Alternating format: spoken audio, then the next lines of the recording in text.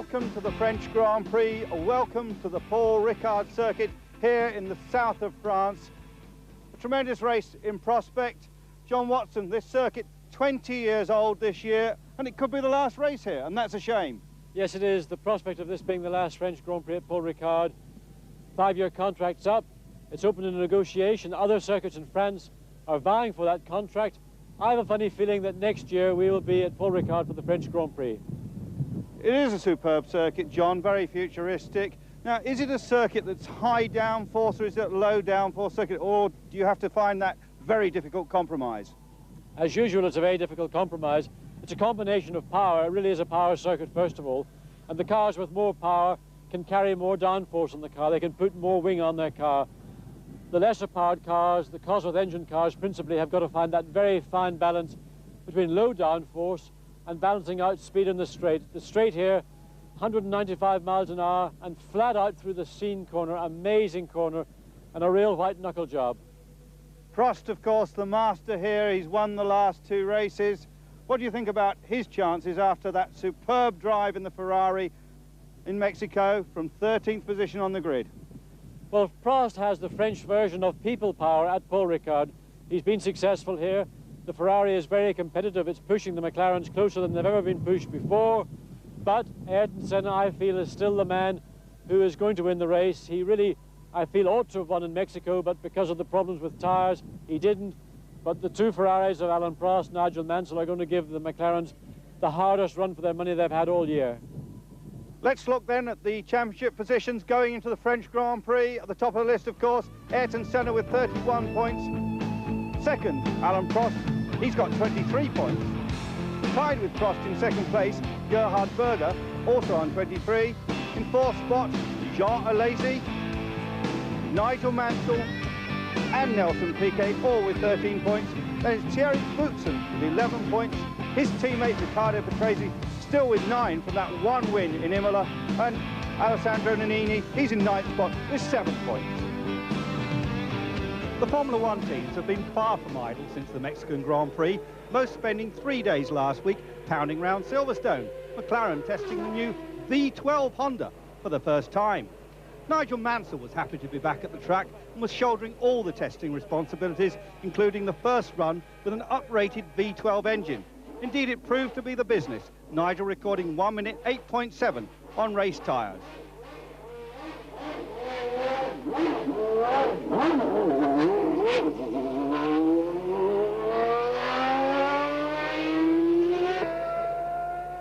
After some impressive, if sparky laps, the motor let go and the car had to be towed back to the garage.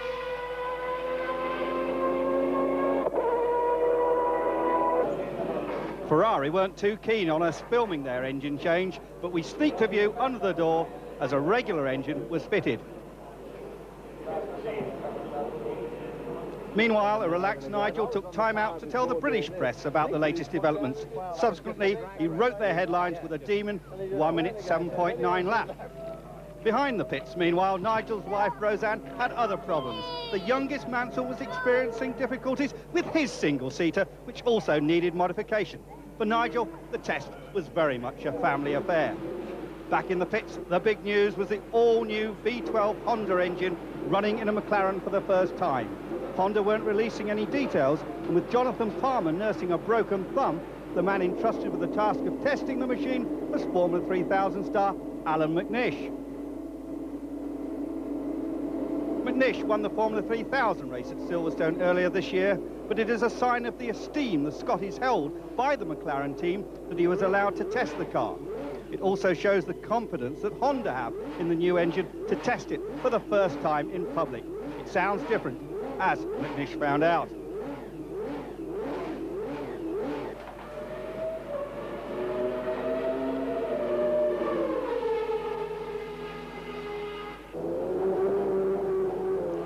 Out on the track, the car looked just the same as the winning V10 machine. Very difficult to tell the difference. McNish wasn't out to set records.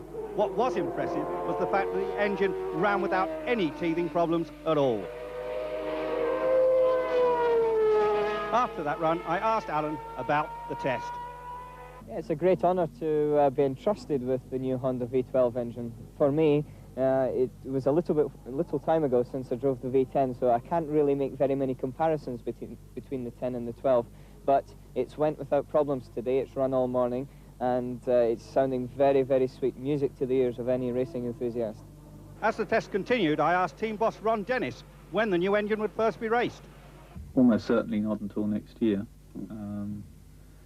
Really just running the engine here is perhaps a practical way of demonstrating that we try and think well to the future.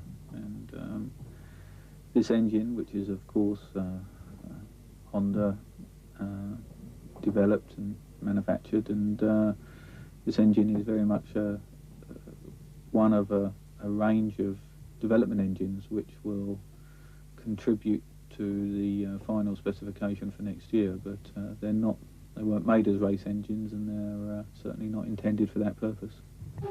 Another Japanese manufacturer making news was Yamaha. Their disastrous V8, which was fitted to the Zaxby cars last year, appeared in the back of a Brabham BT58 for the first time. Driven by David Brabham and weighed down by telemetry equipment, it ran briefly before being shipped to Japan, where the motorcycle manufacturer is developing a new V12 for 1991.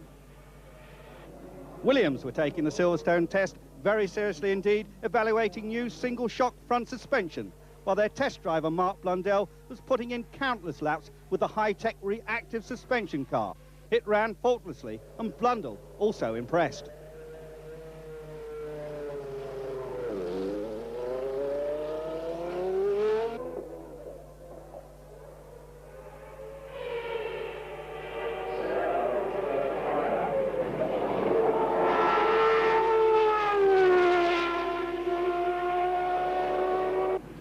Meanwhile, close to the front gate of Silverstone, Eddie Jordan's team were working away on their Grand Prix car of the future. Formula 3000 team owner Jordan moves into Grand Prix racing next season, and news this week, as strongly hinted by John Watson on this channel, that Eddie's new car will be powered by the Cosworth-developed Ford HB engine.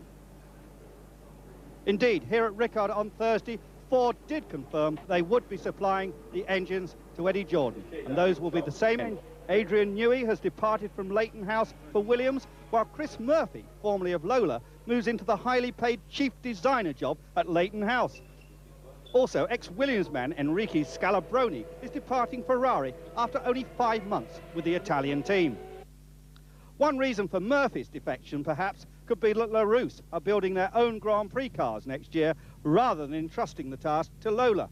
On Thursday, there was no expense spared, as LaRousse officially opened their new factory just a couple of kilometres from the Ricard track.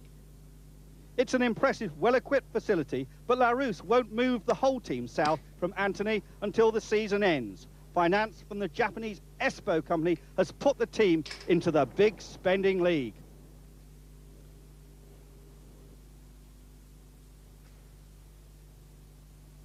The LaRousse team had no problem yet again with pre-qualifying here at Ricard. Eric Bernard, who made his Formula One debut for the team here last year, was quickest of the 6 cars which completed more than 1 lap. The Life and the Coloni didn't even do a lap. Teammate Aguri Suzuki was second fastest. And for the first time this season, the French AGS team made it through. Gabriel Tarquini always looked competitive to record 3rd fastest time, while Yannick Dalmas was in by a 1/10 of a second, bumping out Oliver Griard's Osella. And neither Eurobrun made it this time. So let's check the times. Eric Bernard, 1 minute 05.165, and that's 2 seconds faster than Prost's pole position last year. Second Suzuki on 106.505, Tarquini third, 107.232, Dalmas, the last of the qualifiers, 108.151. The go-home brigade. The French Grand Prix. Cars just going out to qualify in a few moments. First qualifying, and Nigel Mansell, an eager man, certainly looking very good in practice this morning, and followed by the 2 Williams. And immediately we go in car with Riccardo Patrese. John. Riccardo just coming through the corner onto the pit straight, and just look how quickly his hands plucking off those gears all the way down this straight. Heavy braking now here into a very, very tight right-hand corner, all the way down to 2nd gear. This is a very slow part of the circuit into third gear, and now we're entering the fastest part of the circuit, the long back straight. A couple of cars in his vision getting past them without any trouble. At this part of the circuit, the cars are accelerating up to 195 miles an hour, and this corner is taken flat out. How many of you have been on a corner at 195 miles an hour? Down into fifth gear for this double right-hand corner. Pulling the car, sliding around into the slow S's, back into fourth. And hard on the power, touching the curb, back up through the gearbox. On the way back now to the pits into this long left-hand corner. This circuit is a sequence of long lefts and rights. Back into second gear. Onto the pit straight, on the power, accelerating across the line now. Yes, and that's his qualifying lap. And looking at the monitor, the timing monitor, 1 minute 05059, and that puts him up on the front row of the grid. But here is Mauricio Gugelmin going much better than of late. Gugelmin already recorded a time which is good enough for the top 10, and there goes Thierry Boutsen. I think he's got a puncture, John. Yes, it looks like it. The car would not normally be at that attitude. I think something's happened to his tyre. Maybe he's got a cut on the tyre. Yes, the tyre's been pushed right in off the bead on the outside of the wheel. It's almost half the width of the tyre is normally. Now he's trundling back the pitch. This is the beginning of the straight, so he's got a long way to go. Front wheel off the ground, the weight jacked across. Of course, you can see in that shot how little suspension movement these cars have. Of course, that car running with the new single shock at the front. That seems to be giving Williams quite a bit of an advantage here. Now here's Ayrton Senna. Senna, the man who dominates qualifying so often. Senna crosses the line, going on to his flying lap.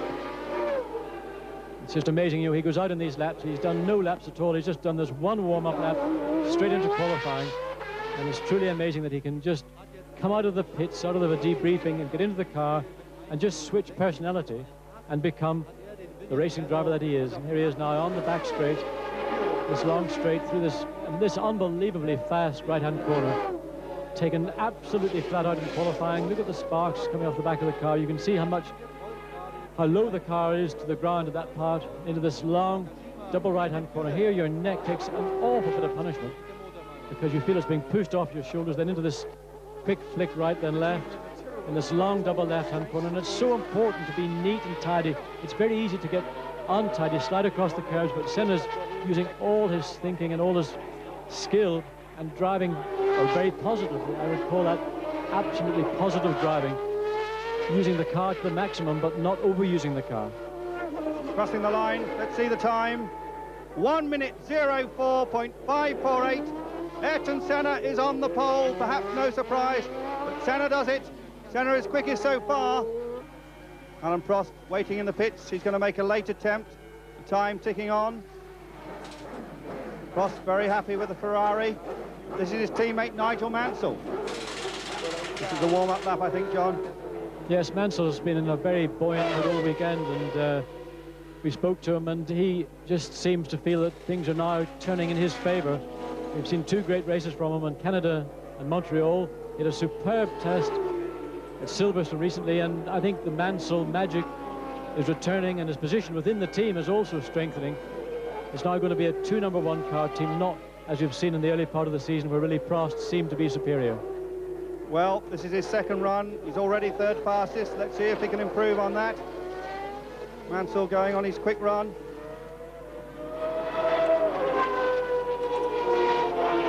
Still warming it up, John. Yes, he's just getting himself prepared.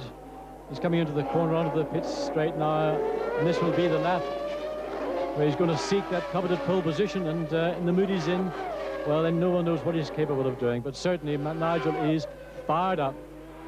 Of course, this circuit considerably shorter than it was prior to that terrible accident in testing to Elio De Angelis 4 years ago, and the circuit about 1 kilometre shorter. Yes, but not only that, the lap times are dropping so dramatically. I think there's a rule in Formula One that says any circuit that has a lap time of less than 1 minute does not count as a Grand Prix circuit, and they're getting perilously close to that here at Paul Ricard. This definitely Mansell's quick qualifying lap. This is second run. He's on the sticky tyres, a shower of sparks around that long right-hander, and Mansell definitely on a flyer. It's a very good lap again. He's doing like Senna. He's not using the curbs. He's keeping the car well clear of them. Very positive, forceful effort from Nigel, and really, as I said, everything seems to be coming together for him, and particularly with the British Grand Prix, the next Grand Prix, well, can he win at Britain? Well, can he win here in France? This is going to help. Flashes past the pits. Looking at the monitor. 1 minute 04.402, John. He is on the pole position. Nigel Mansell has bumped Ayrton Senna off the pole. Well, pretty fantastic effort, I must say, and I think that just indicates now the level of competition at the front of the grid. Well, we often see fireworks with this man. Don't know what happened there. De Cesaris going straight on and bang. Seemed to lock up a wheel or something. Yes, it was funny. He came around the corner and he got a wheel up against the curb, and suddenly the car just went straight forward. It didn't look like anything broke. It looked like something that might have been what we would describe as being a cockpit problem rather than a car problem. But we'll have to wait and speak to Andrea later and see what that particular problem was. He's no stranger to being in tire walls. Well, here's Gerhard Berger. We've seen some very quick qualifying laps from him this season, John. See if Berger can bump Nigel off the pole. Gerhard's getting more and more confident all season, and again at the Silverstone test he had a further revision to his car to give him more and more comfort. So that will enhance his confidence, and let's just watch Berger now to see if he can match those three competitors just ahead of him. Just quickly to go through the order at the moment, it's Senna behind Nigel Mansell. Mansell, Senna, Prost, Patrese, Gerhard currently in 5th spot, Boutsen, Piquet, Nannini, Gougerman and Bernard. That's the top 10 at the moment. I wonder if this man can shake it up. Gerhard Berger from Austria. Just watching that lap, it doesn't look to be just quite so quick as Mansell and Senna's, but they have to tell on the stopwatch. Yes, the stopwatch does show Berger still 5th, so Berger has not improved on that run. But what about this man, Alain Prost, here at his home circuit? He likes Paul Ricard, done a lot of testing here. Well, of course, that car just in his way in the last corner would have had an effect on his time. He might have lost 2 or 3 tenths because of that car, the Brabham, just ahead of him. You lose your little bit of concentration and you lose that little bit of momentum that you would shave off those 3 or 4 tenths of a second. Yes, well, Prost already recorded his time. Prost it is, who's 3rd. Now let's look at that lineup then. Mansell on the pole, 104.402.